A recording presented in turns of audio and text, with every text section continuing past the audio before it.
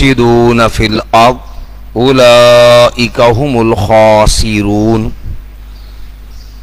کل جو آیات ہم نے پڑھی تھی اس کے آخر میں یہ بات بیان ہوئی تھی کہ اللہ تعالیٰ جو مثالیں بیان کرتے ہیں اس کے ساتھ کچھ لوگوں کو گمراہ کر دیتے ہیں اور کچھ لوگ جو ہیں ان کو ہدایت دے دیتے ہیں۔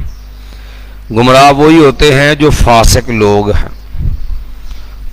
آج جو آیات ہیں ان میں ان فاسق لوگوں کی 3 جو ہے وہ خامیاں بیان ہوئی ہیں کہ ان کی بنیادی نشانیاں خامیاں کیا ہیں۔ میں ان کی 3 نشانیاں ہیں۔ نمبر 1، وہ وعدے کو توڑتے ہیں۔ الذین ینقضون عہد اللہ من بعد میثاقہ، وعدہ کر کے اس کو پختہ کرنے کے بعد بھی توڑ دیتے ہیں۔ وَيَقْطَعُونَ مَا أَمَرَ اللَّهُ بِهِ أَن يُوصَلَ، اور وہ کاٹ دیتے ہیں اس چیز کو کہ اللہ نے جس کو ملانے کا حکم دیا، رشتہ داریوں کو جوڑنے کا۔ وَيُفْسِدُونَ فِي الْأَرْضِ، اور تیسری بات یہ ہے کہ وہ زمین میں فساد کرتے ہیں۔ تو فاسقین کی 3 جو ہے وہ نشانیاں ہیں: اللہ کے عہد کو توڑنا، رشتہ داری کو توڑنا، اور زمین کے اندر فساد کرنا۔ اور یہ تو لوگ جن کے ساتھ نبی کریم صلی اللہ علیہ وسلم کا جو ہے واسطہ تھا، ان کے اندر اگر مشرکین مکہ کو دیکھیں تو اللہ تعالیٰ نے سب سے وعدہ لیا تھا الست بربکم، تو یہ شرک کی گردان میں پھنس کر کے وہ سارا عہد جو اللہ نے ان سے لیا تھا یہ اس کو توڑ چکے تھے۔ اور اس کے بعد رشتہ دار جو ہے یہودی جو تھے انہوں نے بھی جو ہے وہ عہد توڑ دیا جو انہوں نے نبی کریم صلی اللہ علیہ وسلم پر ایمان کا عہد کر رکھا تھا کہ آخری نبی آئے گا، ہم اس کا مل کر کے جو اپنے دشمنوں کے ساتھ لڑیں گے، لیکن پہچان بھی لیا لیکن اپنے حسد کی بنا پر جو ہے پھر وہ ایمان نہیں لے کر کے آئے ہیں۔ اور اسی طرح کفار جو تھے انہوں نے معاملہ یہ کیا کہ نبی کریم صلی اللہ علیہ وسلم سے مقاطع، آپ صلی اللہ علیہ وسلم بائیکاٹ کر کے انہوں نے جو ہے وہ رشتہ داری کا بھی جو ہے وہ معاملہ برباد کر دیا۔ مَا أُولَئِکَ هُمُ الْخَاسِرُونَ، وہی لوگ جو ہیں وہ خسارہ پانے والے ہیں، گھاٹا پانے والے ہیں۔ مَا كَيْفَ تَكْفُرُونَ بِاللَّهِ، کس طرح تم کفر کرتے ہو اللہ کے ساتھ، یعنی رب کا انکار کرنے سے پہلے اپنی اوقات حیثیت تو دیکھو گے، تمہارا تو وجود نہیں تھا، تم دنیا میں آئے تو تمہیں لانے والا تو اللہ ہے۔ جس رب نے تمہیں وجود بخشا، زندگی بخشی، حیات دی، اسی رب کے منکر ہو گئے ہو۔ کیف تکفرون، کیسے تم کفر کرتے ہو، باللہ، اللہ تعالیٰ کے ساتھ، وکنتم امواتا، حالانکہ تم تھے مردہ، فاحیاکم، پس اس نے تم کو زندہ کیا، ثم یمیتکم، پھر وہ موت دے گا تم کو، ثم یحییکم، پھر وہ زندہ کرے گا تم کو، ثم الیہ ترجعون، پھر اسی کی طرف تم لوٹائے جاؤ گے۔ اب یہاں پر جو ہے دیکھیے کہ 2 زندگیاں اور 2 موتیں انسان کی بیان ہوئی ہیں۔ پھر دوبارہ میں ترجمہ کرتا ہوں، توجہ کیجیے گا۔ کیف تکفرون باللہ، کیسے تم اللہ کے ساتھ کفر کرتے ہو، وکنتم امواتا، حالانکہ تم مردہ تھے۔ تو مردہ جو ہے انسان کا وہ عدم وجود، یعنی جب انسان ابھی پیدا نہیں ہوا تھا، دنیا میں اس کا کوئی وجود نہیں تھا، تو انسان کے عدم کو نہ ہونے کو تعبیر کیا گیا، بیان کیا گیا موت کے ساتھ۔ جس آدمی مر جاتا ہے نا تو مرنے کے بعد دنیا سے انسان کا وجود ختم ہو جاتا ہے۔ اسی طرح انسان کے وجود کے نہ ہونے کو موت کے ساتھ جو ہے وہ بیان کیا گیا ہے۔ وَكُنْتُمْ أَمْوَاتًا فَأَحْيَاكُمْ، پھر اس نے زندہ کیا تم کو، ثُمَّ يُمِيتُكُمْ، پھر وہ موت دے گا تم کو۔ 2 موتیں ہو گئی، ایک عدم تھا جب وجود نہیں تھا، پھر یہ دنیاوی زندگی، اور دنیاوی زندگی کے بعد یہ معروف موت جو انسان زندہ ہونے کے بعد دنیا میں جینے کے بعد مر جاتا ہے۔ ثُمَّ يُحْيِيكُمْ، پھر جو ہے وہ تمہیں زندہ کرے قیامت کے دن جو ہے مایا، ثم الیہ ترجعون، پھر اسی رب کی طرف تم لوٹائے جاؤ گے۔ یہاں بھی 2 زندگیاں 2 موتیں ہیں۔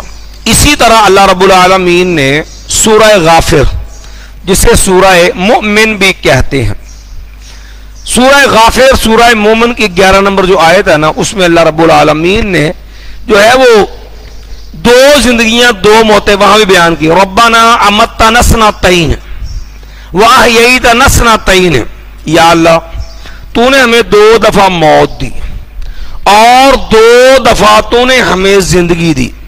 فاعترفنا بذنوبنا، یا اللہ ہم یہ مانتے ہیں کہ ہم نے گناہ کیے ہیں. فہل الی خروج من سبیل، کیا کوئی یہاں سے جہنم سے نکلنے کا کوئی رستہ ہے؟ تو جہنمی جہنم میں یہ اعتراف کریں گے کہ ہمیں 2 زندگیاں 2 موتیں ملی ہیں. اب یہاں پر بعض اہل بدعت انہوں نے ایک نیا جو ہے وہ کام کیا. بنیادی طور پر یہ معتزلی عقل پرست ہے، لیکن انہوں نے اس چیز کو آڑ بنا کر کے اس کی بنیاد پر قبر کے عذاب کا، قبر کی راحت اور نعمت جو تھی اس کا انکار کر دیا. کہنے لگے دیکھو قبر جو ہے اس کے اندر کوئی عذاب نہیں، کوئی راحت نہیں. یہ جو ہمارے ہاں کیپٹن عثمانی گروپ ہے توحیدی کلانے والے، جن کے بارے میں پہلے بھی ہم نے کچھ ایک دن بات کی تھی اجرت کے مسئلے کے حوالے سے، وہ ان چیزوں کو آڑ بنا کر کے قبر کی زندگی جو ہے اس کا انکار کر دیتے ہیں.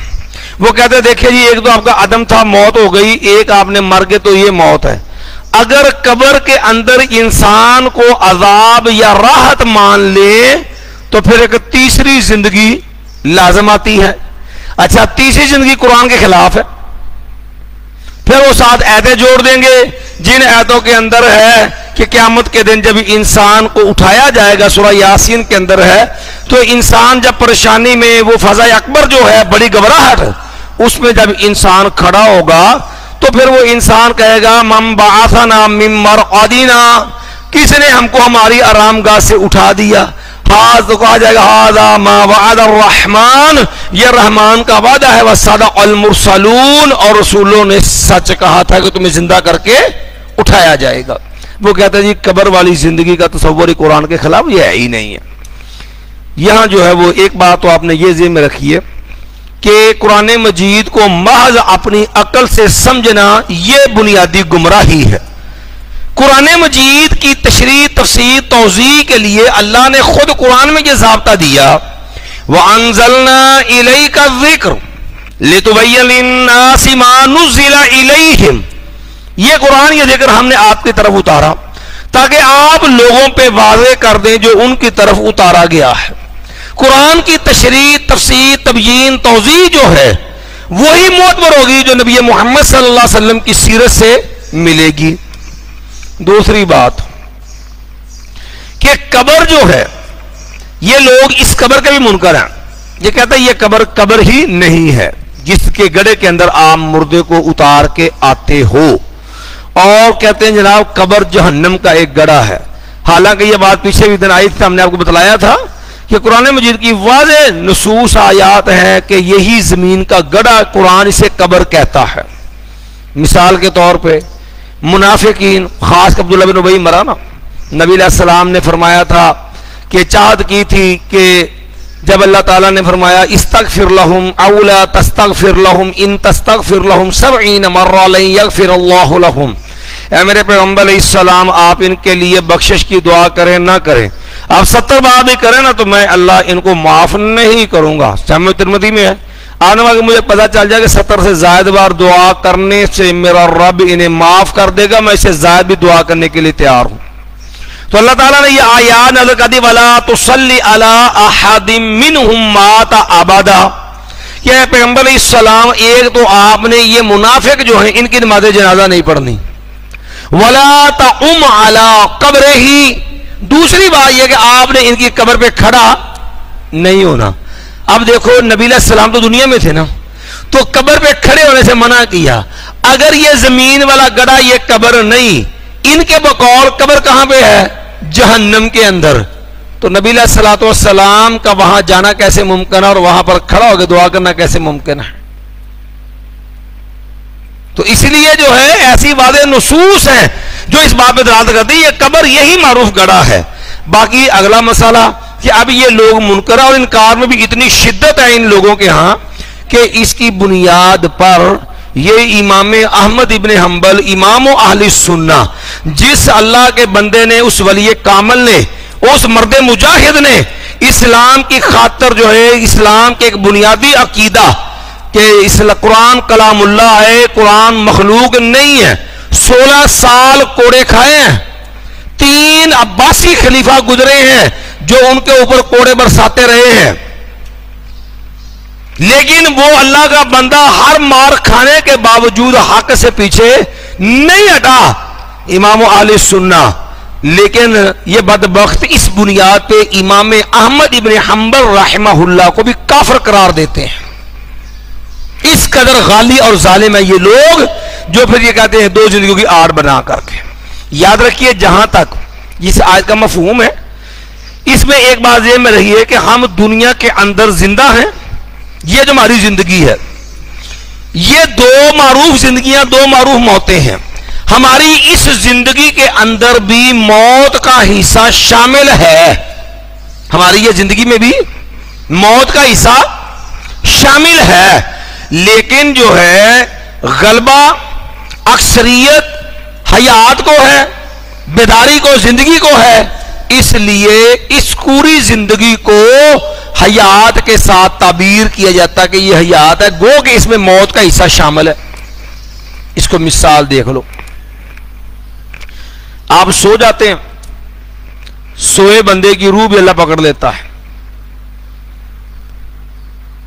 اللہ یتوفی الانفس حین موتہا، اللہ جو ہے وہ پورا پکڑ لیتا ہے جانوں کو ان کی موت کے وقت۔ واللتی لم تمت فی منامہا، اور جو بھی سوئے ہوتے ہیں جن کو موت نہیں، ان کی روح کو پکڑ لیتا ہے۔ فیمسک التی قضی علیہا الموت، جس کی موت کا فیصلہ ہو جاتا ہے اس کی تو روح اللہ روک لیتا ہے۔ ویرسل الاخری، دوسری روح اللہ چھوڑ دیتا ہے۔ سورہ زمر کے اندر ہے یہ بات۔ دوسری بات، آپ دعا پڑھتے ہیں، آپ دعا کے پڑھنے سونے کی دعا پڑھتے ہیں، اللہم بسمک اموت واحیا، یا اللہ تیرے نام کے ساتھ ہی میں فوت ہوتا ہوں، تیرے نام سے ہی زندہ ہوتا ہوں۔ اب یہ سونا کیا ہے؟ موت کے مترادف ہے۔ جب مردہ بندہ ہوتا نا، اس کا اپنے جسم پہ، اپنے روح پہ کوئی کنٹرول اختیار نہیں ہوتا۔ سویا بندہ جو ہوتا ہے اس کا اپنے روح پہ، اپنے جسم پہ کنٹرول ہوتا ہے، کوئی کنٹرول اختیار نہیں ہوتا ہے۔ اچھا، جب بندہ بیدار ہوتا تو پھر دعا پڑھتا ہے، الحمدللہ الذی احیانا بعدما اماتنا والیہ النشور، ساری تعریف اس رب کے لیے ہے جس نے ہمیں زندہ کر دیا، ہمارے مرنے کے بعد، اور اسی طرح ہم نے اس طرح زندہ کر کے اٹھایا جانا ہے۔ اب یہ نیند کی صورت میں موت کا ایک حصہ ہماری زندگی میں شامل ہے، لیکن یہ جاگنے اور زندہ ہونے کے مقابلے میں تھوڑا ہے۔ اس لیے یہ پورا دورانیہ ہمارا دنیا میں آنے سے لے کے دنیا میں جانے تک سارا کیا کہلاتا ہے؟ حیات، زندگی۔ اچھا، اسی طرح موت ہے۔ ہماری موت کے اندر غلبہ، میجورٹی، اکثریت جو ہے وہ موت کی ہے۔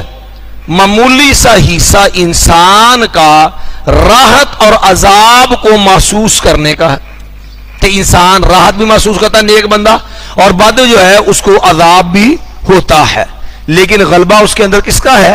موت کا۔ اس لیے اسے موت کے ساتھ جو ہے وہ تعبیر کیا جاتا ہے۔ پھر وہ معروف محفوظ زندگی ہے بھی نہیں ہے، وہ تو معاملہ ہی اخروی ہے۔ دیکھو نا، وہ دنیا کی زندگی نہیں ہے، وہ معاملہ ہی اخروی ہے، اور اخروی معاملہ جتنا بھی ہے وہ انسان اپنی عقل شعور سے اس کا ادراک نہیں کر سکتا، اپنے علم سے، اپنی عقل سے اس کی حقیقت نہیں جان سکتا۔ اسی لیے تو اللہ نے شروع قرآن میں یہ بات سمجھائی نا، الذین یؤمنون بالغیب، یہ ایمان متقین کی یہ خوبی ہے، وہ غیب پر ایمان رکھتے ہیں۔ تو اس لیے جو ہے اس بنیاد پہ یہ قبر کا انکار، یہ شریعت کے واضح نصوص جو ہے ان کے انکار کے مترادف ہے، اور یہ کفر ہے۔ بات سمجھے؟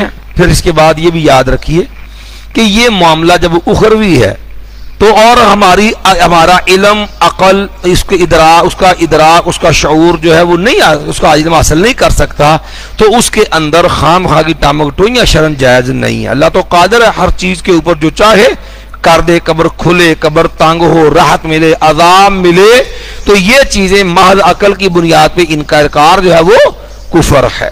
کیونکہ اللہ نے کہا کہ من ورائہم برزخ الی یوم یبعثون، مرنے کے بعد بندہ تمنا کرے گا کہ دنیا واپس آئے. کلا انہا کلمۃ هو قائلها ومن ورائہم برزخ الی یوم یبعثون. تو یہ ایک آڑ ہے، پردہ ہے، یہ ہمیشہ کے لیے وہاں پہ ہے، یہ دوبارہ دنیا میں آنا ممکن نہیں ہے. وہاں یہ بات بھی ملحوظ رہے کہ جو قبر کو عذاب، قبر میں جو عذاب ہوتا ہے، یہ عذاب اس کے لیے روح لٹائی جاتی ہے. یہ مسئلہ ہے جس یہی قبر کے جو منکرین ہیں نا عذاب قبر کے، یہ کہتے ہیں جی دیکھو، یہ کہتے ہیں روح لٹائی جاتی ہے تو مطلب بندہ زندہ ہو گیا، حالانکہ وہ دنیا میں نہیں آیا. اس کی کیفیت کون جانتا ہے؟ کوئی بھی نہیں جانتا. دنیاوی زندگی تو ہے ہی نہیں. اب دیکھو روح لٹائی دی ہے، قبر ہے کیا؟ قبر دنیا ہے ہی نہیں. رسول اللہ صلی اللہ علیہ وسلم جامع ترمذی میں حدیث ہے، لوگوں ان القبر اول منزل من منازل الاخرہ، قبر آخرت کے مقامات میں سے پہلا مقام. جو روح لٹائی جاتی ہے دنیا میں نہیں آتی. یہ روح جو میت میں لٹائی جاتی ہے دنیا میں نہیں آتی، یہ روح آخرت میں ہی ہے. برزخ آخرت کا حصہ ہے کہ وہ قبر آخرت کے مقامات میں سے ایک مقام ہے. اس لیے سوال و جواب کے بعد مومن کی روح جنت میں، کافر کی روح جہنم میں. عذاب روح کو بھی ہوتا ہے، عذاب جو ہے وہ جسم کو بھی ہوتا ہے. اس پر آگے بھی تفصیل ہے، موش گافیاں کریں گے جی. دیکھیں جی آپ کہتے ہیں روح کو بھی جو سڑ گیا، جو مر گیا، ان عذاب ہوتا وہ کدھر ہے؟ پہلا ہم آپ کو ایک اشکال کا جواب پہلے سمجھا دیں. یہ کہتے ہیں نا جی تیسری زندگی مانے تو کیا لازم آتا ہے؟ شرک. قرآن دے خلاف ہے جی، 3 زندگیاں، قرآن 2 زندگی کا قائل ہے. ہم نے کہا کہ یہ ان کا نا ایک گمراہی کے اندر ان کا ایک دھوکہ ہے، وہ آپ نے سمجھ لینا. یہ کہتے ہیں جی 3 زندگیاں جو ہے نا، یہ چیز جو ہے اگر مانے تو قرآن کی مخالفت ہوتی، شرک لازم آتا. ہم نے کہا جی وہ کیسے؟ کہتے جی قرآن نے 2 زندگی کا تصور دیا ہے. کیف تکفرون باللہ وکنتم امواتا یا ربنا امتنا سنتین واحییتنا سنتین فاعترفنا. 2 زندگی تصور دی ہے، 3 زندگی شرک. ہم نے کہا پہلے آپ یہ بات طے کر لیں کہ جو عام معروف سب کے ساتھ معاملہ پیش آتا ہے، کیا وہی چیز دلیل بنے گی، یا جو چیز عام قاعدے ضابطے سے ہٹ کے بعض لوگوں سے پیش آتی ہے وہ بھی دلیل بنے گی؟ یعنی استثنائی صورت جسے ہم کہتے ہیں عام حالت. اچھا جب یہ آپ سے بات کریں گے نا، یہ کہیں گے جی ٹھیک ہے استثنائی صورت ہم دلیل نہیں بنائیں گے، استثنائی صورت دلیل نہیں بنائیں گے. اچھا عذاب قبر کے انکار کے لیے ہمیشہ یہ پتہ کیا کریں گے؟ یہ وہی صورتیں پیش کریں گے جو بعض لوگوں کے ساتھ پیش آئی ہیں، سب کے ساتھ وہ پیش نہیں آتی. مطلب کیا عذاب قبر ہوتا ہے، قبر کا عذاب کیسے ہوتا؟ اچھا جو جل گیا جی پھر انہوں عذاب کتنے ہوتا؟ اچھا بھئی سارے جل کے مرے ساری کائنات.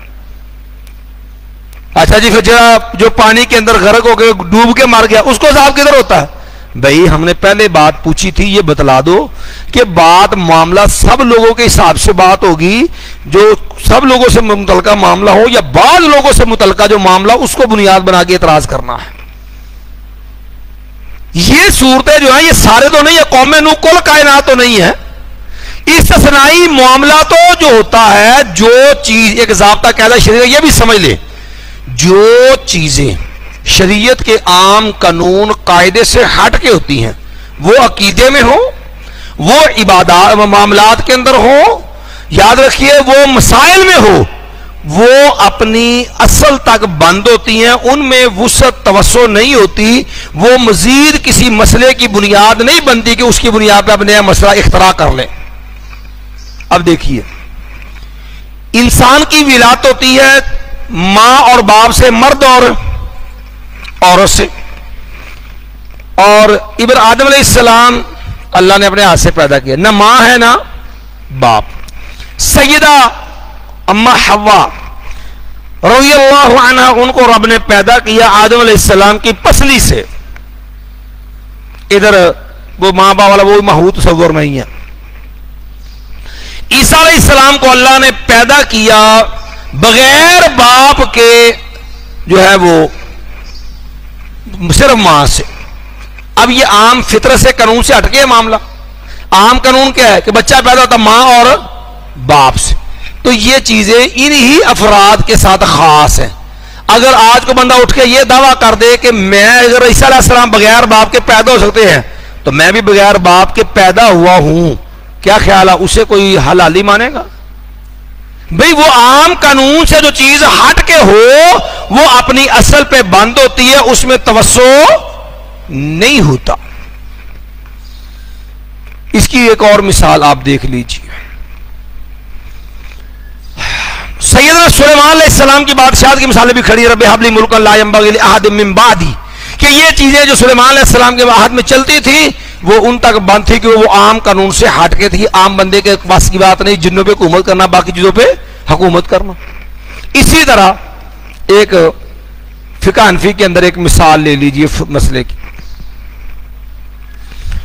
فقہ حنفی کے اندر پانی نہ ہو تو نبیذ موجود ہو, تو نبیذ ہوتا ہے کھجوروں کا پانی, اس سے وضو جائز ہے.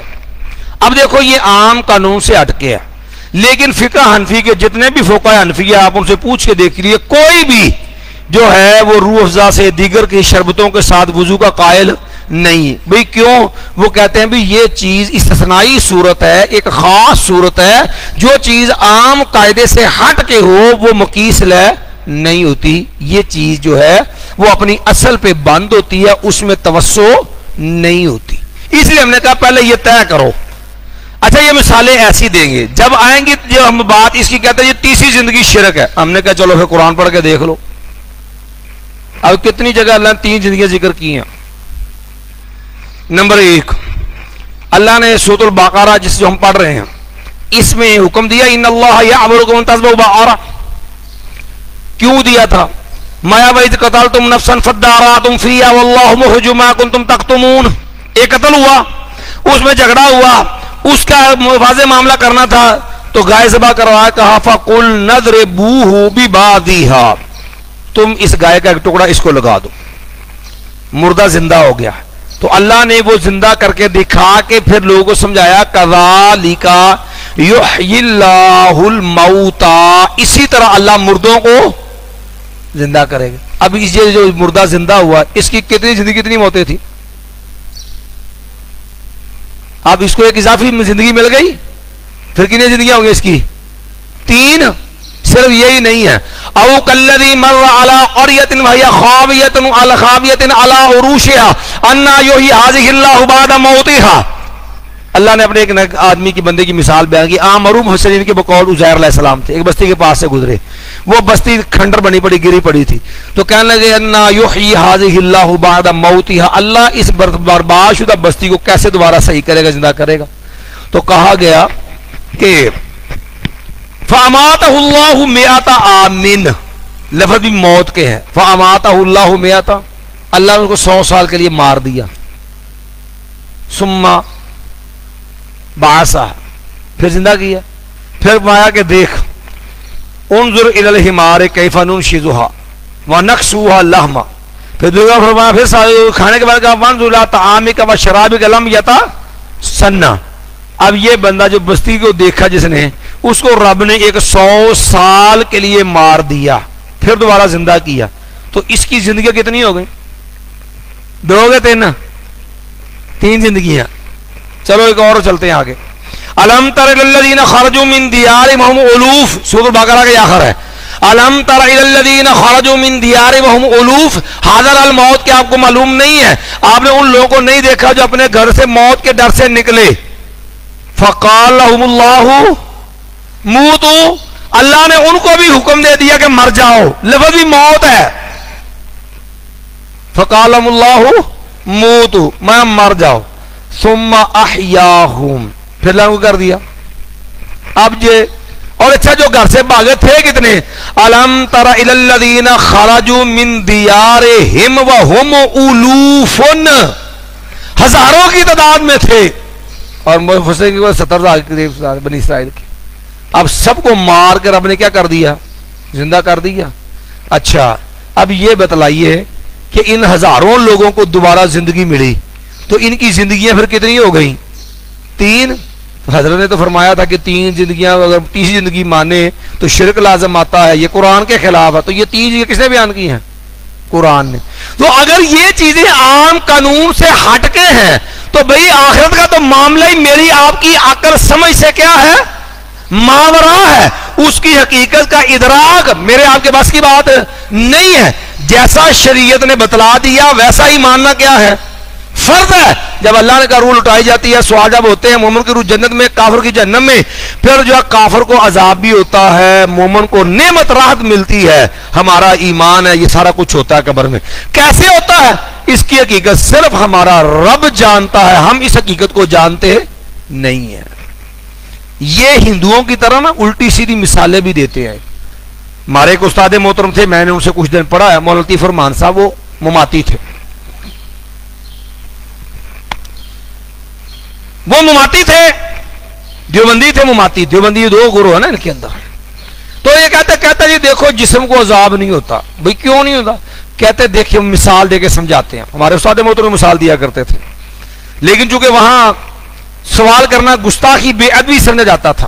وہ میں نے 1-2 دفعہ پڑھتے ہوئے سوال کرنے کی کوشش کی تو وہ استاد محترم تو خیر اتنا غصہ نہیں کیا، لیکن ساتھ میرے دائیں بائیں والے جو تھے نا وہ بیچارے اپنے آپ سے باہر تھے اور وہ مرنے پر پہنچے ہوئے تھے کہ استاد مجھے سوال کیا کیوں ہے آپ نے. بہرحال چونکہ وہاں ان کا مزاج ایسا تھا، ماحول ان کلاس کا تھا، وہ سوال کی اجازت بھی نہیں تھی وہاں ان کو. خیر ہم نے چھوڑ دیا سوال کرنا. پھر مثال دے کے کہتے دیکھیں جی روح کی حیثیت جو ہوتی نا وہ ڈرائیور کی ہوتی ہے. اگر ایک آدمی رکشہ چلاتا ہے اور ایکسیڈنٹ ہو جاتا ہے، رکشے والا کسی کو نیچے دے کے کچل دیتا ہے، اچھا آپ یہ بتائیں پرچہ رکشے پر ہوگا کہ ڈرائیور پہ ہوگا؟ سزا کسے ملے گی؟ رکشے کو ملے گی کہ ڈرائیور کو ملے گی؟ اب یہ ہے معتدلی فکر کہ شریعت کے امور غیبیہ کو دنیا کی عقلی ڈگونسلوں کے مطابق ڈالنا پھر نتیجے اخذ کرنا، یہ ہے گمراہی کی بنیاد. کہ بندے کو جو جسم کو بنا دیا رکشہ اور روح کو بنا دیا ڈرائیور، تو کہنے لگے اس کو عذاب نہیں ہوگا. ویسے کہتے دیکھو نا وہ قصور تو کہتے ڈرائیور کا ہوتا ہے، رکشے کا تھوڑا ہوتا ہے. اچھا ہم نے کہا اچھا جی پھر روح کو عذاب کیسے ہوتا ہے؟ کہتے جی اصل نا وہاں پر اس کو جسم مثالی ملتا ہے، ایک اس جسم میں اس جسم کو عذاب ہوتا ہے. ہم نے کہا بھی واہ جی واہ. انہوں کہتے نے فر من المطر وقام تحت المیزاب، عربی کا محاورہ ہے فر من المطر وقام تحت المیزاب. بندہ جو تھا وہ بارش سے بھاگا کہ بھیگ نہ جاؤں اور پرنالے کے نیچے کھڑا ہو گیا. فر من المطر وقام تحت المیزاب. بھئی اس جسم کو اور جس نے عیاشیاں کی، مزے لوٹے، ہر طرح کا مزہ لیا، اچھا اس کا تو قصور کوئی نہیں، اس لیے اس کو عذاب دینا ظلم ہے کیونکہ اس کی سی رکشے کی ہے. تو وہ جو جس میں مثالی کو جہنم میں ڈال دیا اس جسم کا قصور کیا ہے؟ کیوں جی؟ روح کو جو جسم مثالی دیا ہے اس جسم کو جو پھینٹی لگوا رہے ہو، اس کو جہنم میں ڈال رہے ہو، بھائی اس جسم کا قصور کیا ہے؟ یہ بالکل وہی فلسفہ ہے جو ہندوؤں کے یہاں ہے. کہ ہندوؤں کے یہاں ہوتا ہے کہ جی یہ تناسخ آواگون دوسرا جنم. ان کے یہاں بھی کیا ہوتا ہے کہ یہ جو بندہ جو کوئی لنگڑا ہے، کوئی کانا ہے، کوئی فلاں ہے، یہ جی یہ نے پہلے جنم کو گناہ کیتا ہے. نہیں، ان کا نظریہ کیا ہوتا ہے کہ بندہ جو ہے اگر اچھا ہوگا تو مرنے کے بعد دوبارہ کسی اچھے انسان کی صورت میں آ جاتا ہے. اچھا اگر برا گندا بدکار ظالم ہوگا نا تو کسی کتے بلی چکوندر کی شکل میں آ جائے گا.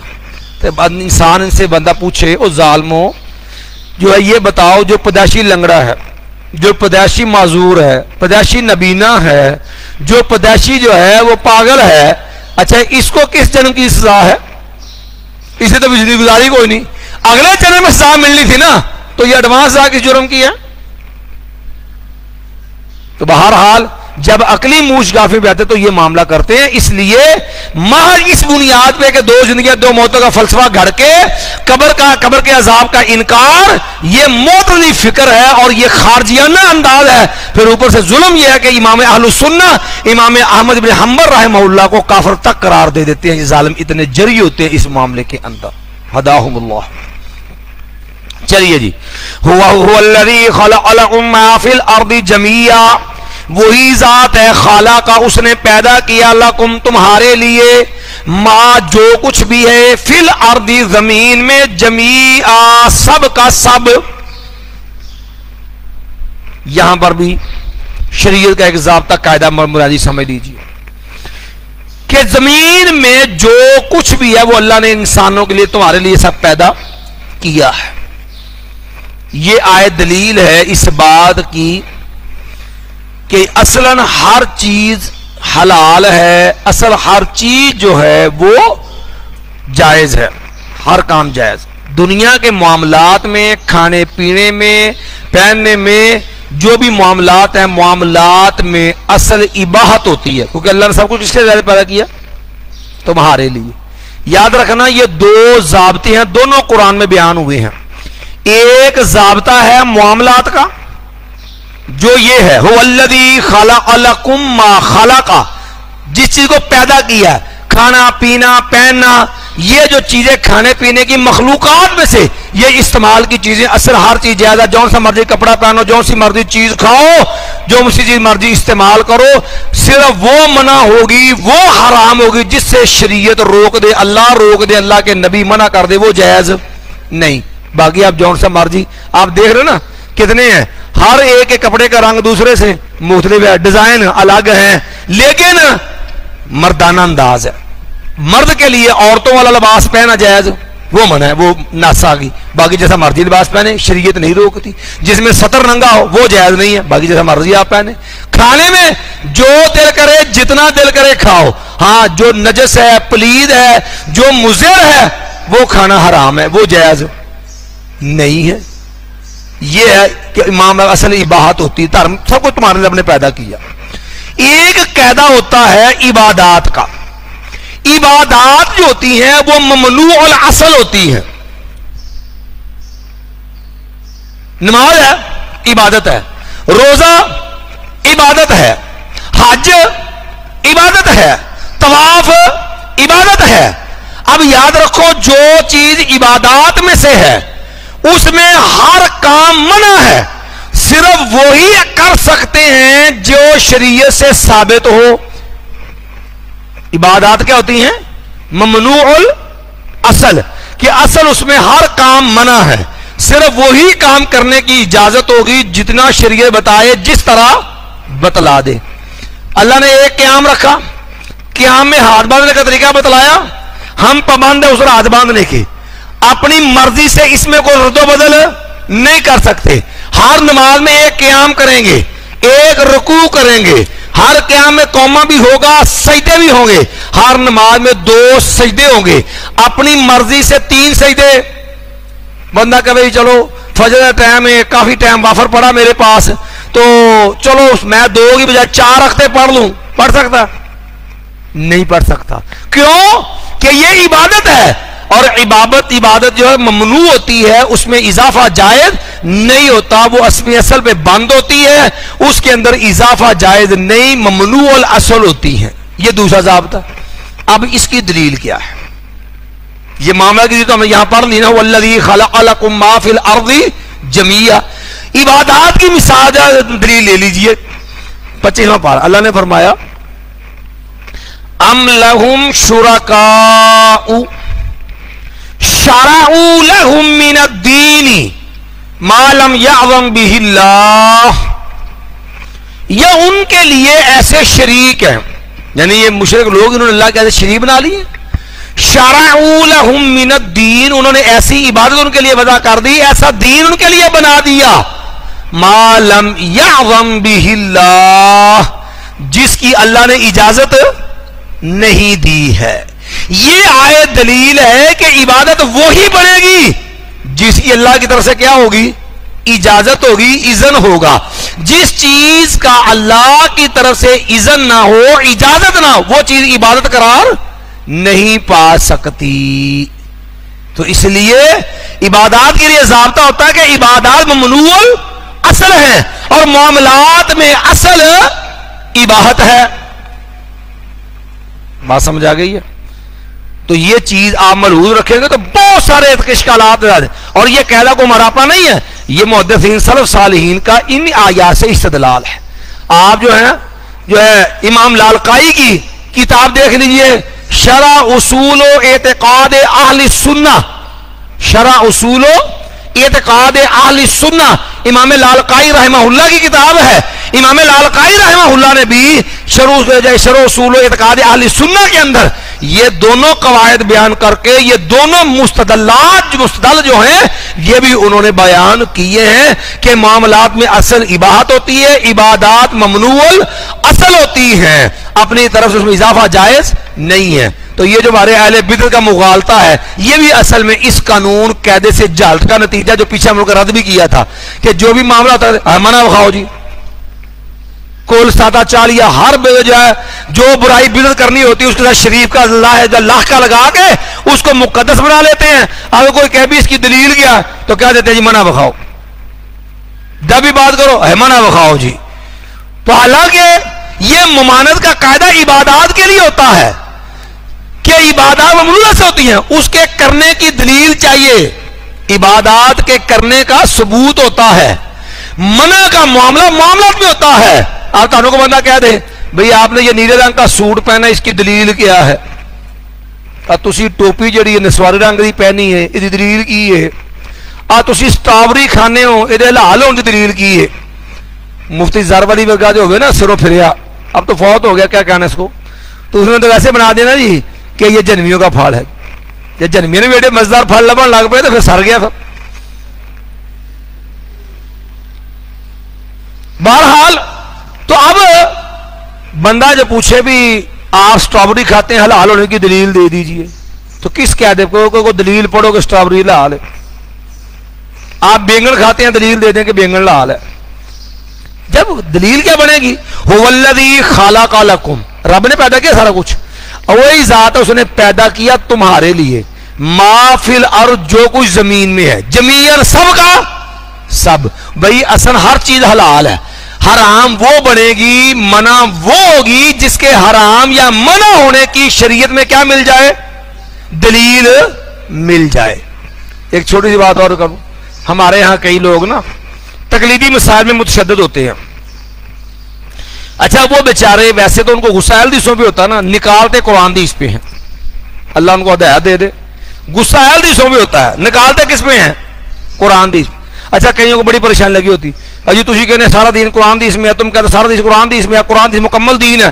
اچھا تم آپ ایسا کرو قرآن میں سے بحث حلال دکھاؤ کہ بحث کدھر لال ہے۔ بندہ پوچھے بھی آپ جو ہیں وہ کس قانون قاعدے کے تحت بحث کو حلال کرتے ہیں؟ کیونکہ ہم تو مانتے ہیں قرآن حدیث کو، قرآن حدیث میں بحث حلال ہے بھائی، اگر تو حلال ہے ہم تو استعمال کرتے، دلیل بھی دیں گے، اگر بالفرض ایک منٹ کے لیے مان لے قرآن حدیث میں اگر حلال نہیں ہے، کیا خیال ہے آپ تقلید کرتے امام ابو حنیفہ رحمہ اللہ کی، کیا امام ابو حنیفہ رحمہ اللہ کو اللہ نے یہ اختیار دیا تھا کہ رب کی حرام کو حلال کر دے، یا رب کی حرام کو یا حلال کو حرام کر دے؟ کیا امام ابو حنیفہ اتھارٹی ہے؟ نہیں ہے، اور یقیناً نہیں ہے۔ تو جب امام صاحب کے پاس اتھارٹی نہیں ہے، قرآن حدیث میں بالفرض حرام ہوتی تو امام صاحب تو تمہارے لیے حلال کر کے دے سکتے تھے۔ اب حلال کس قاعدے پہ ہے؟ اسی ایسے محض حلال ہے۔ هو الذی خلق لکم، یہ بحث کو کنے پیدا کیتا ہے؟ رب نے۔ تے رب نے جو کچھ زمین میں پیدا کیا کن کے لیے کیا ہے؟ لکم، وہی ذات پیدا کیا تمہارے لیے، ما فی الارض جو کچھ زمین میں جمیعاً سب کا سب، بھائی بھینس کا گوشت بھی حلال ہے، دودھ بھی حلال ہے، حرام کی دلیل تھی، جو کہے گا حرام ہے وہ دلیل دے دے۔ ہاں رب نے حرام چیز رکھی نا، مردار حرام ہے، خون حرام ہے، والمنخنقۃ والموقوذۃ والمتردیۃ والنطیحۃ وما اکل السبع الا ما ذکیتم وما ذبح علی النصب، یہ حرام ہے، گلا گھونٹ کے مر جائے جانور وہ حرام ہے، جب چوٹ لگنے سے مر جائے موقوذہ حرام ہے، والمتردیہ گر کے جانور مر جائے حرام ہے، والنطیحہ سینگ لگ کے جانور مر جائے وہ بھی حرام ہے، درندے نے پھاڑ دیا ذبح کرنے سے پہلے مر گیا وہ بھی کیا ہے؟ حرام ہے۔ اور درباروں پہ آستانوں پہ جو جانور غیر اللہ کا قرب حاصل کرنے کے لیے ذبح کیے جاتے ہیں، غیر اللہ کے نام کا چڑھاوا نظر و نیاز جو غیر اللہ کے نام کی، یہ بھی کیا ہے؟ حرام ہے۔ شریعت نے یہ کر دی یہ حرام، باقی سارا کیا ہے؟ حلال ہے، تو اس میں بحث نہیں آتی۔ اور نشانی رسول اللہ نے بیان کی نا کہ نبی اللہ حدیث میں بھی آ گیا نا کل ذی ناب من السباع، ہر وہ درندہ جس کے نکیلے دانت ہوتے ہیں، کچلی والے دانت ہیں، وہ حرام ہے. تب بھینس کے تو نکیلے دانت ہوتے ہی نہیں ہیں، اس لیے اس کی حرمت کی کوئی دلیل نہیں ہے. چلیے جی. هو الذی خلق لکم ما فی الارض جمیعا، وہی جو نے پیدا کیا تمہارے لیے جو کچھ زمین میں ہے سب کا سب. ثم استوى الی السماء، استوا یستوی بلند ہونا ہوتا ہے، لیکن جو کہ استوا کا صلہ حرف الہ آیا ہے، اس لیے اس کے اندر جو معنی ہے وہ متوجہ ہونے کا ہوگا. جب اس کا صلہ الہ ہے تو الہ کی وجہ اس کا معنی کیا ہے؟ متوجہ ہونے کا معنی اس میں پایا جاتا ہے. ثم استوى الى السماء، پھر وہ متوجہ ہوا آسمان کی طرف. فسواہن، پس اس نے ان کو جو ہے وہ درست کر دیا. فسواہن، پس اس نے بنا سوا، اس نے برابر سے درست کر کے بنا دیا ہن ان کو. سبع سماوات، ساتوں آسمانوں کو. یہ آسمان کی تعداد کتنی ہے؟ 7 ہیں، اور یہ آسمان اوپر نیچے ہیں. ٹھیک ہے جی. اب یہاں سے ایک اور بات بھی واضح ہو گئی، وہ یہ ہے کہ پہلے ذکر ہے کس کا؟ کہ اللہ نے جو کچھ تمہارے پیدا کیا، جو کچھ زمین میں سب کا سب. ثم استوى، زمین اور زمین میں سارا کچھ پیدا کرنے کے بعد ثم آتا ہے تراخی کے لیے. اور پھر ثم کس کے لیے ہوتا ہے؟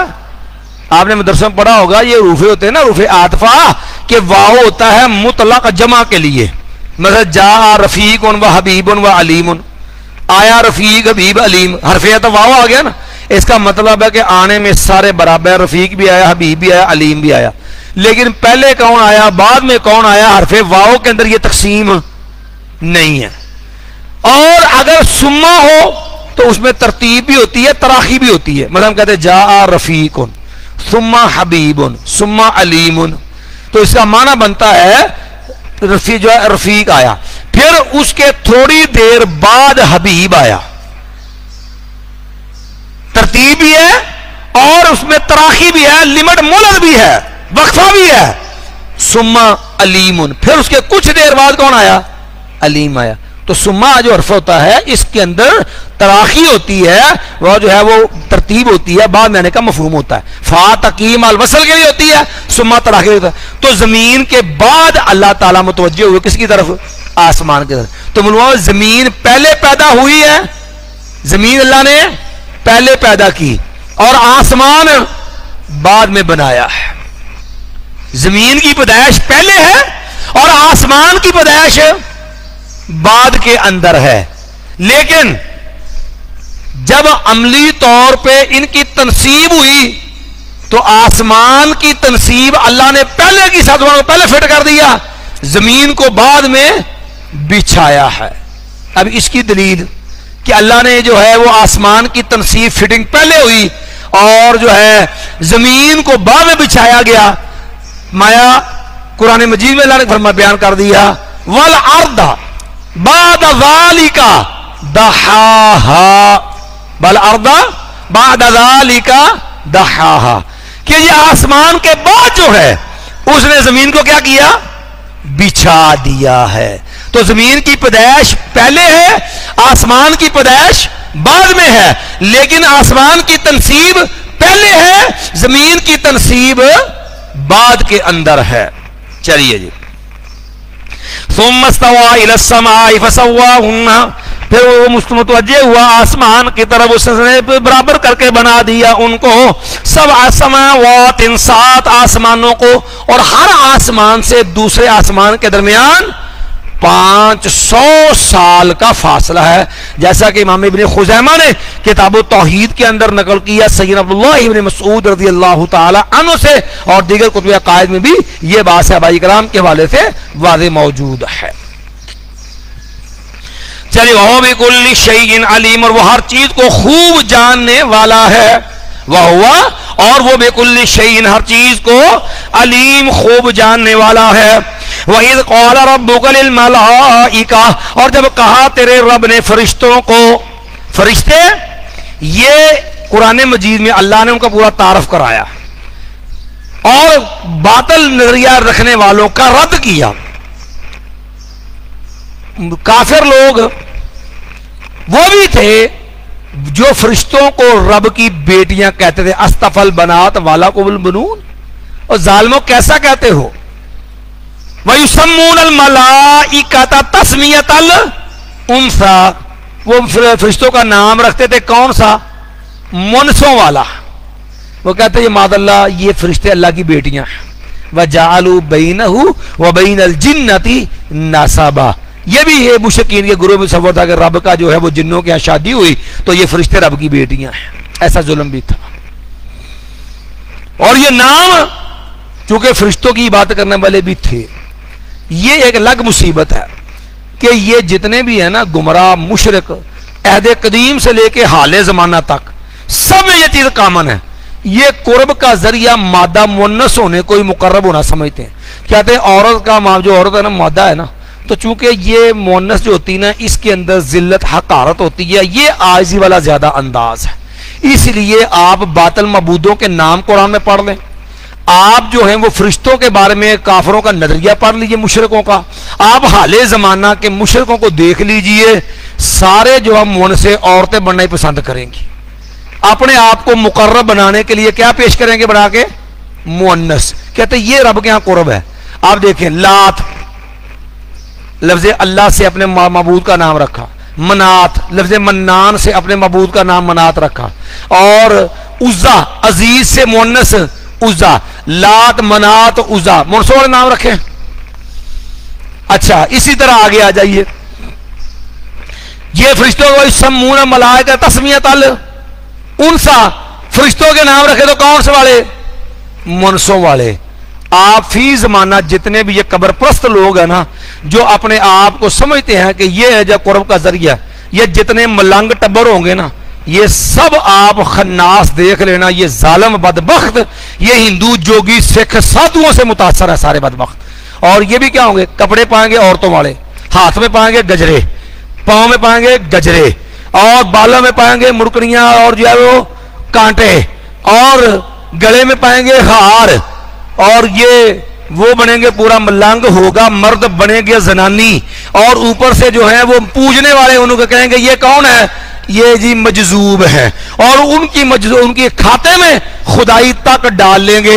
ورنہ ملفوظات میں وہ واقعہ پڑھ لیجئے جس کو عامر رضا بریلوی بڑا مقرب سمجھتا رحمۃ اللہ سمجھتا ہے، جو خود کو خدا کی بیوی کہتا تھا اور اس کو کہتے تھے موسیٰ سہاگ، موسیٰ سہاگ کہتے تھے. معاذ اللہ اتنا بڑا کفریہ تھا کہ وہ کہتا خود کو رب کی بیوی کہتا تھا، لال کپڑے پہنتا تھا.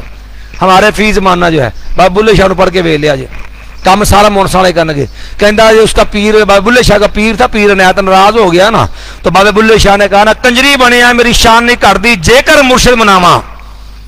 کنجر بنیا نہیں کی بنیا؟ کنجری بنیا میری شان نہیں کر دی جے کر مرشد مناواں. اپنے پیر عنایت کو منانے کے لیے باقاعدہ جو وہ ڈانس کر کے نچ کے جو ہے وہ مرشد کو، وہ مرشد کیسا ہوگا، منانے والا کیسا ہوگا، یہ کون سا دین ہے؟ یہ ایک الگ سوال ہے، وہ ہمارا موضوع نہیں ہے، سمجھے ہیں؟ اسی لیے یہ سارا سسٹم جو ملنگوں والا نا یہ اسلام کا نہیں ہے، دین کا نہیں. یہ ہندو جوگی سکھ سادھوؤں سے متاثر یہ لوگ ہیں. آپ ان کا انداز دیکھ رہے ہیں، ان کا انداز دیکھ رہے ہیں، یہ اسلامی کلچر نہیں ہے. نہیں ہے، اسلام میں کوئی ملنگ کا تصور نہیں ہوتا. ٹھیک ہے، تو بات چلی یہ مونسون. ہمارے ایک علاقے میں یہ شاہ جمال ہے نا آپ کے پاس، شاہ جمال دربار، اس کا ڈولچی ہے ہمارے علاقے میں، آگے شیلر پہ رہتا ہے. اس نے اپنا کیری ڈبے کے اوپر باقاعدہ لکھا ہوتا تھا موٹا کر کے، کھوتی بابے شاہ جمال دی ہے. مرد نام کے رکھیں گے عورتوں والے، چنگا بلا اچھا بلا سیاح بینا آدمی ہوگا تو لکھا کیوں ہے اے ملنگنی داتا دی. یہ تو مرد ہے، مرد نہیں، نام عورتوں والے، ملنگ نہیں. کیا ہے؟ ملنگنی داتا دی. یہ ملنگ سسٹم مسلمانوں کا مذہب نہیں ہے، یہ پلید گمراہ خارجی اسلام دشمن طبقہ رافضی یہ ان کے مذہب کا حصہ ہے. ملنگ سسٹم اسلام کا نہیں ہے. کہتے نا پیندا دورہ دورہ پنگ دا، ننگے شر جسم شرم نہیں لنگ دا، ہاتھ لکھ لانت ایہو جے ملنگ دا جس شرم حیا نو گوایا. ہاتھ وچ گجرا تے گالے وچ جنگ نے، اے مولا علی دے ملنگ نے. بہرحال یہ جو ہے فرشتوں کو بھی مونسے بناتے ہیں اور ان کے نام بھی کون سے رکھ دیے تھے؟ حالانکہ قرآن کا بل ہم عباد مکرمون، بھائی وہ اللہ کے معزز بندے ہیں، وہ عورتیں نہیں ہیں، وہ رب کی بیٹیاں نہیں ہیں. یہ تصور مشرکین نے جو رکھا تھا وہ بھی غلط ہے. اور ہمارے معاشرے کے اندر ایک بہت بڑے مسئلے گزرے ہیں، گمراہ ترین مسئلے، جنہیں لوگ سر سید احمد خان کہتے ہیں. یہ بدترین قسم کا گمراہ آدمی تھا، اور اس نے تفسیر لکھنے لگا تو یہ تھا کہ قرآن اور بائبل میں مطابقت پیدا کر دے، دونوں کے مضامین میں موافقت پیدا کرے. لیکن قرآن کے اندر جتنے بھی معجزات تھے، خرقیات امور تھے، یہ ان کی طویلیں توڑ مروڑ کے ان کو بائبل کے تابع کرنا شروع ہو گیا، اور جو چیز بھی عقل کے خلاف آئی اس کا انکار کرتا چلا گیا. اسی طرح فرشتوں کا بھی یہ منکر تھا. وہ کہتا یہ فرشتے، یہ شیطان، اس کا الگ وجود نہیں ہے. یہ آگے ابلیس ہے، کہتا ہے وہ الگ ابلیس کو نہیں ہوتا. انسان کے اندر دو قسم کی کہتے قوتیں ہوتی ہیں. جو انسان کے اندر خیر بھلائی کی قوتیں ہوتی ہیں، یہ سر سید صاحب کہتے تھے کہ یہ اس کو فرشتہ کہتے ہیں، اور جو شر اور برائی کی قوا ہوتی ہیں، قوتیں ہوتی ہیں، اس کو شیطان کہتے ہیں. الگ نہ کوئی فرشتہ ہے نہ کوئی ابلیس ہے. یہ بھی اللہ کے بندوں کا، مخلوق کا انکار ہے. حالانکہ رب نے فرشتوں کا تعارف کروایا، لا یعصون اللہ ما امرهم ویفعلون ما یؤمرون. اور فرشتوں پر ایمان نہ رکھنا ان کا انکار کفر ہے. کیونکہ نبی علیہ السلام نے پوچھا گیا یا رسول اللہ صلی اللہ علیہ وسلم مل ایمان، یا رسول اللہ صلی اللہ علیہ وسلم ایمان کیا چیز ہے؟ فرمایا ان تؤمن باللہ وملائکتہ، اللہ پر بھی ایمان ہو، فرشتوں پر بھی ایمان ہو. فرشتے اللہ کے بندے ہیں اور اللہ کے حکم کے تابع ہیں، اور وہ رب کے پیغام کو لانے والے، اور رب نے جو ان کی ڈیوٹیاں لگائی ہیں اس کو ادا کرنے والے رب کی بیٹیاں نہیں ہیں. مایا وَإِذْ قَالَ رَبُّكَ لِلْمَلَائِكَةِ، جب کہا تیرے رب نے فرشتوں کو اِنِّي جَاعِلٌ فِي الْأَرْضِ خلیفہ، بے شک میں بنانے والا ہوں زمین میں نائب. اب کس کا نائب؟ یہ معنی بھی سمجھنے والا. یہ خلیفہ جو ہے نا، وَجَعَلْنَاكُمْ خَلَائِفَ فِي الْأَرْضِ، لوگوں اللہ نے تم کو زمین میں ایک دوسرے کا جانشین بنایا. خلائف فل، لوگوں اللہ نے تم کو زمین میں ایک دوسرے کا کیا بنایا؟ جانشین بنایا، خلیفہ نائب بنایا. تو یہ جو خلافت ہے یہ انسانوں کا جانشین ہے، رب کا جانشین نہیں ہوتا. بات سمجھے؟ کیونکہ اس پہ سوال ہوتا کر دیکھو جی کہ خلافت کے لیے تو ظاہر دو چیزیں چاہیے، یا موت یا عدم. دیکھو نا ایک بندہ مر جائے تو اس کے پیچھے خلیفہ آ جاتا، یا ایک بندہ ادھر موجود تھا وہ کہیں اور جگہ چلا جائے وہاں نہ ہو تو اس کو وہ جو ہے وہ اس کا نائب ہوتا. اللہ کے لیے تو ایسی کوئی چیز بھی ثابت نہیں ہے. تو اس لیے جو ہے یہ جو خلافت ہے یہ اللہ کی بندہ اللہ کا نائب نہیں ہے. انسان آپس میں ایک دوسرے کے جانشین ہے. جیسے میں جعلناکم خلائف فی الارض، اے خلیفتن بعد خلیفتن، ایک کے بعد دوسرا خلیفہ. انسانوں کے جو ہے وہ آپس میں جانشین نائب ہے، رب کے نائب نہیں ہے. چلیے جی. قالوا اتجعل فیہا من یفسد فیہا ویسفک الدماء، تو فرشتوں نے سوال کر دیا یا اللہ کیا تو بنائے گا فیہا اس زمین میں، من یفسد فیہا جو فساد کرے گا اس زمین میں، ویسفک الدماء اور وہ بہائے گا خون. اب یہاں ایک سوال پیدا ہو جاتا، فرشتوں کیسے پتا چلا کہ یہ انسان زمین میں فساد کرے گا اور خون ریزی کرے گا، جبکہ فرشتوں کے پاس غیب کا علم بھی نہیں ہے؟ تو اگر پورا واقعہ پڑھے تو آگے الفاظ موجود ہے کہ اللہ نے خود ان کو بتایا ہوا تھا، کیونکہ فرشتوں کے علم کا منبع محور کیا تھا؟ آگے آ رہا قالوا سبحانک لا علم لنا الا ما علمتنا، یا اللہ ہم تو صرف اتنا ہی جانتے جتنا تو نے بتلایا ہے. باقی لوگوں نے بڑی لمبی چوڑی باتیں کی ہیں جی اللہ نے جو خواص رکھے تھے اسے اندازہ لگا لیا. اب کہتے پہلے چونکہ جن بستے تھے وہی خواہشات وہی معاملات جنوں میں بھی تھے اسے انہوں نے دیکھ لیا، لیکن ان باتوں کی دلیل چاہیے. لیکن قرآن جی کے جو الفاظ ہیں اس سے یہی معلوم ہوتا ہے کہ اللہ نے ان کو بتلایا تھا، اور یہ سوال بھی بطور اعتراض نہیں تھا، صرف بات کی حقیقت سے آگہی کے لیے بطور استفسار یہ سوال ہے. چلیے جی. وَنَحْنُ نُسَبِّحُ بِحَمْدِكَ، ہم تسبیح بیان کرتے ہیں تیری تعریف کے ساتھ، وَنُقَدِّسُ لَكَ اور تیری پاکیزگی بیان کرتے ہیں کہ اللہ تو ہر کمی نقص عیب سے پاک ہے. وَنُقَدِّسُ لَكَ قَالَ، اس نے کہا انی اعلم ما لا تعلمون، بے شک میں عالم میں جانتا ہوں ما لا تعلمون جو تم نہیں جانتے. وعلم آدم الاسماء كلها اور اس نے سکھلا دیے آدم علیہ السلام کو نام کلہا سب کے سب. وہ کن چیزوں کے نام تھے؟ ظاہر ہے جو جیسی مخلوق ہے اس سے متعلقہ اس کی ضروریات کی جو چیزیں ہوگی انہی چیزوں کے نام سکھلائے جائے. ثم عرضهم على الملائکہ پھر اس نے پیش کر دیا ان کو فرشتوں پر. فقال اب اس نے کہا انبئونی تم بتلاؤ مجھ کو خبر دو مجھ کو باسماء هؤلاء ان ناموں کے بارے میں کہ یہ نام کے جو چیزیں ہیں یہ مسمیات یہ چیزیں جو ہیں ان کے نام کیا ہے. ان کنتم صادقین اگر تم سچے ہو. اب فرشتوں کو ان کا علم ان چیزوں کے نام آتے نہیں تھے. قالوا فرشتوں نے کہا سبحانک یہ مصدر ہے اور مفعول مطلق ہے اس کا فعل مقدر ہوتا ہے اور یہ سبحان ہمیں جہاں بھی کو ہم استعمال ہوا ہے یہ جو ہے وہ اللہ کی صفت کے طور پہ مفعول مطلق کے طور پہ منصوب استعمال ہوا ہے. البتہ اسبح سبحانک تو اس کا مقدر کیا ہوگا اسبح سبحانک میں تیری تسبیح بیان کرتا ہوں. ٹھیک ہے سبحانک تو پاک ہے. لا علم لنا الا ما علمتنا نہیں ہمارے پاس کوئی علم مگر وہی جو تو نے ہم کو سکھایا. انک انت العلیم الحکیم یقیناً تو ہی ہے بہت زیادہ علم رکھنے والا اور بہت زیادہ حکمت والا. اب یہاں پہ یہ بات ایک واضح ہو گئی کہ فرشتوں کے پاس غیب کا علم نہیں. قرآن میں یہ عقیدہ دیا نا قل لا یعلم ما فی السماوات والارض الغیب الا اللہ لوگوں آسمان و زمین میں رب کے سوا کوئی بھی غیب نہیں جانتا. زمین میں تین بڑی مخلوق ہیں جس میں ایک یہ فرشتے ہیں نوری ناری اور خاکی. تین بڑی مخلوق ہیں زمین میں نوری ناری اور فرشتوں کو رب نے نور سے پیدا کیا اور جن آگ سے پیدا ہوئے اور انسان بشر مٹی سے بنایا گیا. اولاد آدم ہے نا آدم کو مٹی سے بنایا قرآن کی بات نص ہے. یاد رکھو تین مخلوقیں ہیں تین مختلف خاصیتیں رکھتی ہیں اور مختلف چیزوں سے بنی ہیں. تینوں کا مادہ الگ الگ ہے لیکن غیب کا علم نہ فرشتوں کے پاس نہ جنوں کے پاس نہ انسان کے پاس. فرشتوں کی دلیل آ گئی قالوا سبحانک میں اللہ تو ہر نقص کمی عیب سے پاک.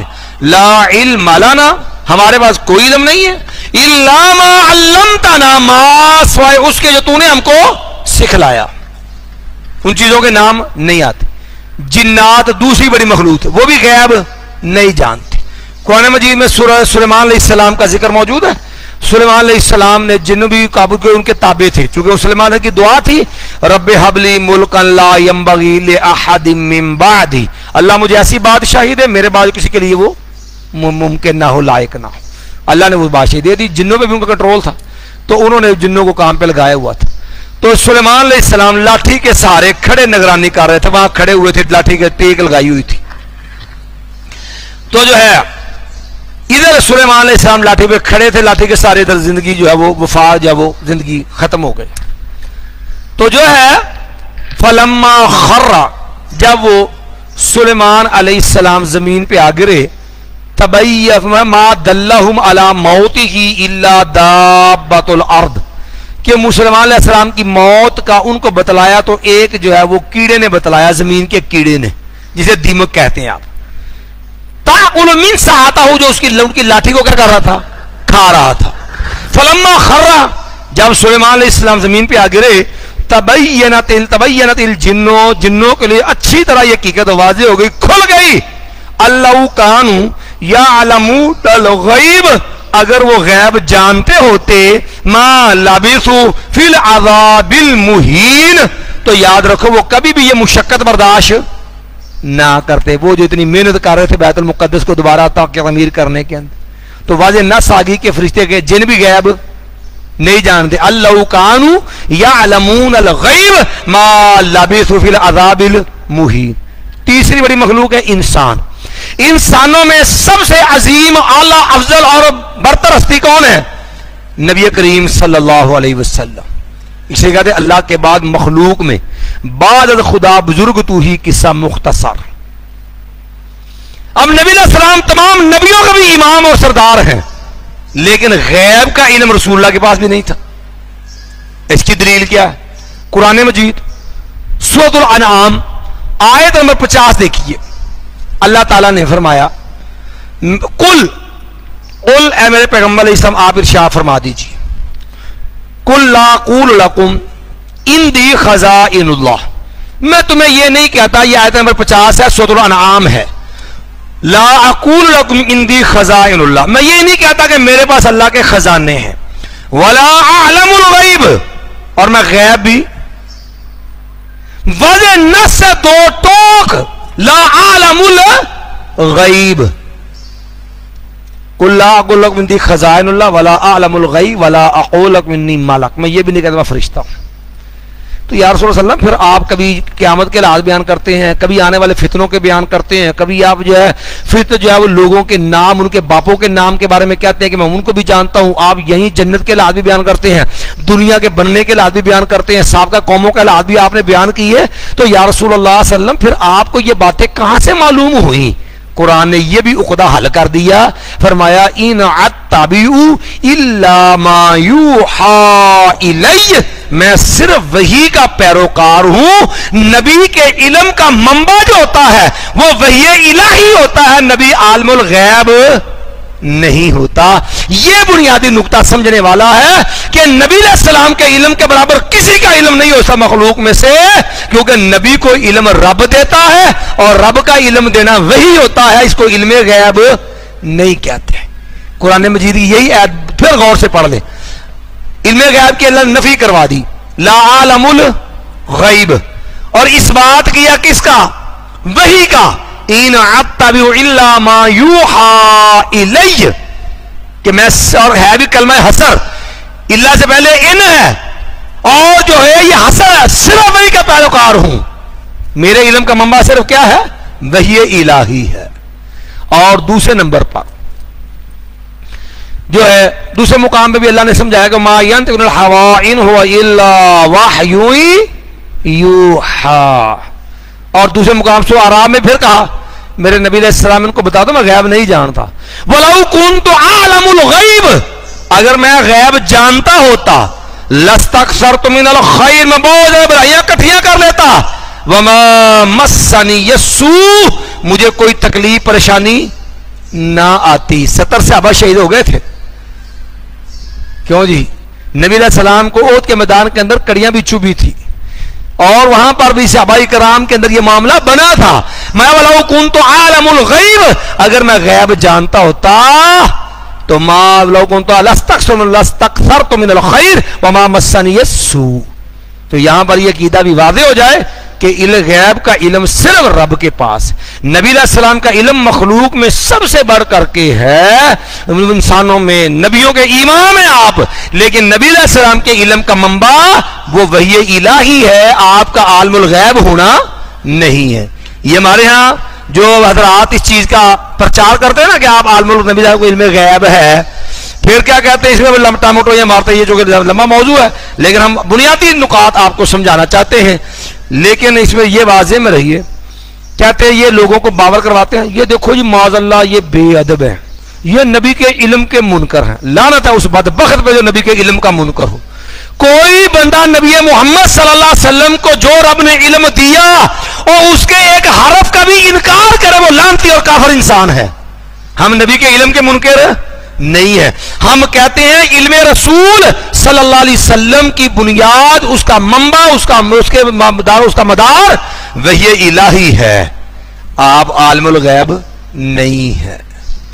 اس لیے جو لفظ بولتے نا گھم گھما کے آنا ہے نا اتھے ہی ہے. اس لیے یہ سیدھا نہیں کہتے. پوچھو نبی سے کون لکھو کہ نبی علیہ السلام عالم الغیب ہے. نہیں، عالم الغیب نہیں ہے. جب ان کو دعویٰ کو مناظرے میں آ جائے نا بات تو عام کو دھوکہ دیتے ہیں، وہاں پھر یہ چیختے ہیں، وہاں لکھتے بھی نہیں ہیں. پھر بولے کہ نہیں ہم کہتے آپ کو آپ مطلع علی الغیب، آپ کو غیب پر اطلاع دی گئی تھی.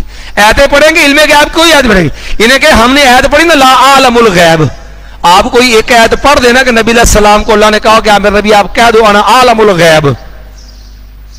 عقیدے کا مسئلہ ایتیں پڑھیں کہ ما کان اللہ لیطلعکم علی الغیب، نہیں اللہ کسی کو غیب پہ اطلاع دے، جو چیزیں ان کے علم میں نہیں اللہ وہ بتا دے، تو جو رب نے بتانے وہ کیا کہلاتا ہے؟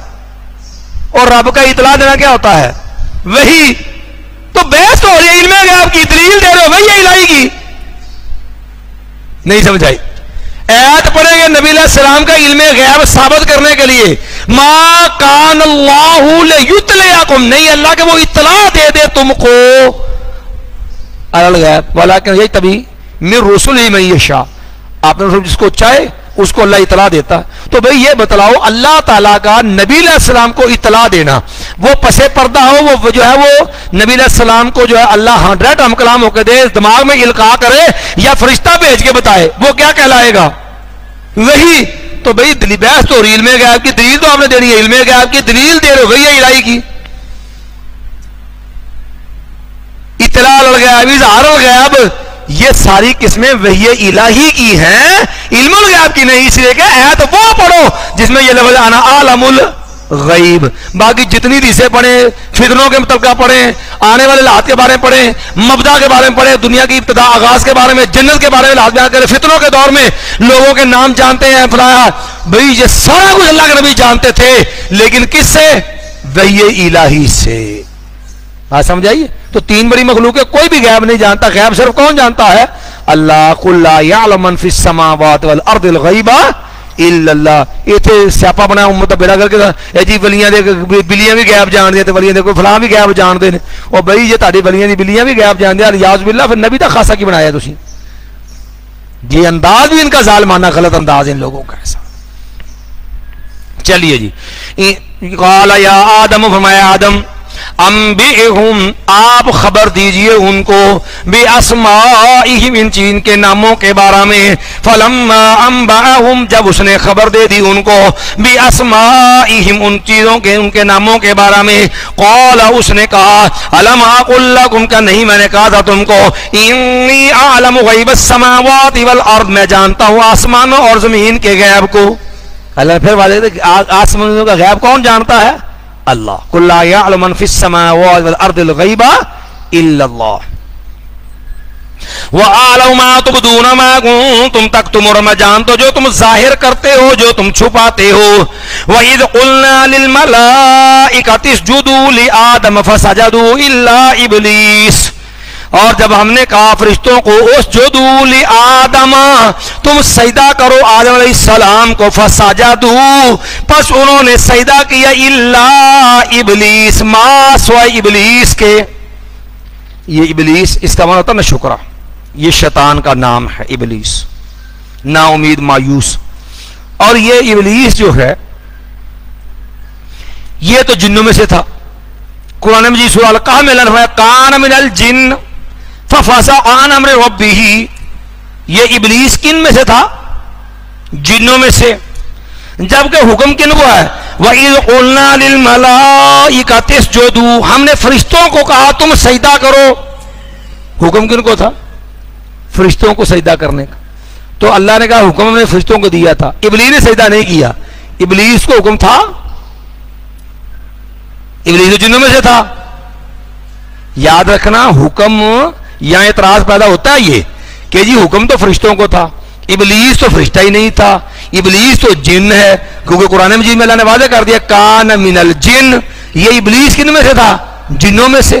یاد رکھو جس طرح فرشتوں کو حکم تھا ابلیس کو بھی حکم تھا.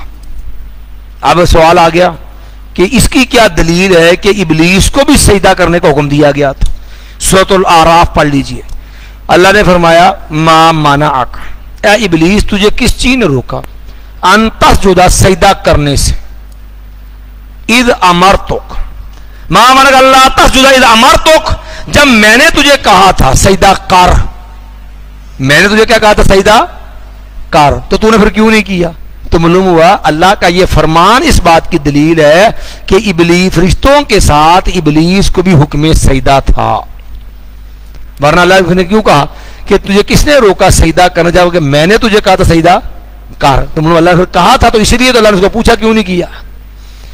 دوسری بات، یہ سجدہ کون سا ہے؟ اب یہاں پر یاد رکھو سجدہ جو ہے نا اللہ نے کروایا، ظاہر جو ہے مطلق ہے، ایک ہی سجدہ، ایک سے زائد نہیں ہے. یہاں کئی وہ بھی ہیں جو اپنا بغض بھورتے ہیں اور بکواس کرتے بےہودہ حق قرآن و سنت بارے میں اپنی رائے زنی کر کے پھر فرقہ پرستی پھیلاتے ہیں. یہ جو ہے خادم سے ڈوگر ہے، کیا نام اس کا، ملازم ڈوگر، جہل قسم کے بدلا جی. دو شیر حکم سی، ایک تو انہیں اللہ نے کرتا کہ آدم نونیما کرن لگا جی سجدے جی لہذا جی یہ بھی کہتے صرف ایک اللہ نو ماننے ہیں، تو ہی نعرہ لاؤندے نے، یہ بھی ابلیس دے ساتھی نے. بھئی تہاڈے کنے کیا بھی دو سجدے حکم سی، انہوں حکم تو اللہ نے اللہ کے حکم سے تو سجدہ کرنا تھا آدم کو. دو سجدوں کا ذکر کدھر ہے؟ پہلے اپنے پاس ایک مفروضہ کرتے ہیں، پھر اس میں مسئلہ بناتے ہیں، پھر اس کے اوپر کفر کے فتوے لگاتے ہیں. یہی خباثت کرتا ہے ملازم سے ڈوگر، جہل آدمی، بدبخت پرلے درجے کا، بالکل بے جہل انسان ہے یہ خبیث. لیکن کیا کرتے ہیں؟ جہالت کی وجہ سے لوگوں پہ کفر کے فتوے بھی لگاتے ہیں اور لوگوں کو گمراہ کرنے کی کوشش بھی کرتے ہیں. یہ قرآن میں کہاں آیا دو سجدوں کا؟ کوئی حدیث لا دو کہ جس کے اندر ہو کہ نبی علیہ السلام نے فرمایا کہ ابلیس کو دو جو ہے فرشتوں کو دو سجدے کرنے کا حکم تھا. یہ بنیاد ہی غلط ہے. پہلے دو سجدے بنائے، پھر کیا جی ابلیس نے اللہ نو سجدہ کر دیتا، لیکن آدم دا منکر ہو گیا، کہتا میں تو رب نو ہی ماننا، میں غیر اللہ نو مانتا ہی نہیں. اب پیروں کو منوانے کے لیے، ان کی خدائی کو منوانے کے لیے یہ ڈانگر جائے، یہ سارے مفروضے بڑھے کہ دو سجدوں میں سے ایک کیتا، ایک دا انکار کیتا، انہیں بھی رب انہیں بھی غیر اللہ سجدے دا انکار کیتا، انہیں بھی انکار کیتا، لہذا وہ بھی مردود، یہ بھی مردود. یہ ظالمانہ انداز ہے ان بدبختوں کا. جب دو سجدے پر کر دو تو صحیح. پھر کہتے ثبت العرش ثم کچھ، پہلے بنیاد قائم کرو پھر نقش و نگار بھی کر لینا. یہ سجدہ تعظیمی ہے، یہ سجدہ عبادت نہیں ہے. کیوں کہ نبی علیہ السلام کا فرمان ہے، ہم انبیاء کی جماعت بنو اللات، ہم نبیوں کی جماعت اللاتی ماؤں کے بیٹے ہیں. ہم نبیوں کے، ہم انبیاء اللاتی بھائی ہیں. ہمارا دین ایک ہے، شریعت ہماری مختلف. دین وہ بنیادی احکامات ہوتے ہیں جو آدم علیہ السلام سے لے کے رسول اللہ تک تمام نبیوں میں مشترک رہے. ہر دور میں عبادت صرف ایک اللہ کی جائز تھی. ہر دور کے اندر شرک حرام تھا، زنا ہر دور میں حرام تھا. تو جو وہ مشترکات جو ہر دور میں مشترک رہے اس کو جو ہے دین کہتے ہیں. غیر اللہ کی بات کسی دور میں بھی جائز نہیں تھی.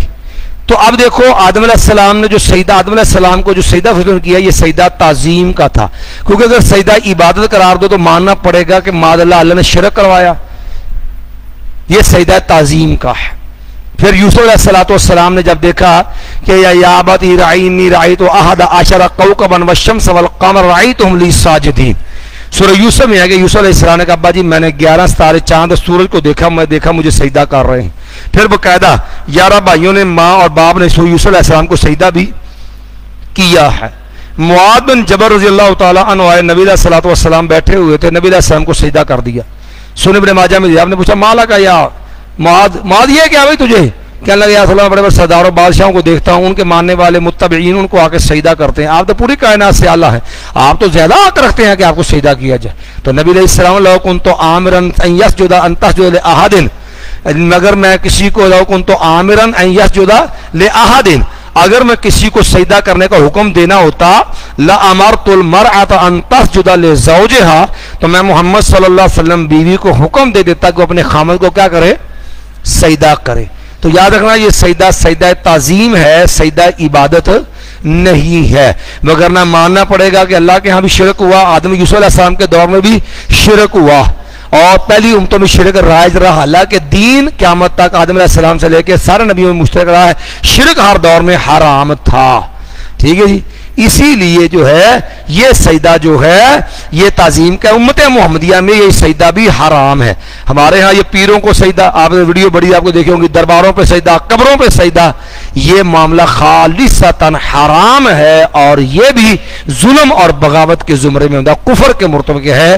شرک ہم نہیں کہتے لیکن یہ کفر کے زمرے میں آتا، کبیرہ گناہ ہے اور یہ غیر اللہ کو سجدہ کرنا بھی حرام ہے. مزید کی تفصیلات جب انشاءاللہ کل ذکر کریں گے. سبحانک رب بحمدک اشہد ان لا الہ الا انت استغفرک و اتوب الیک.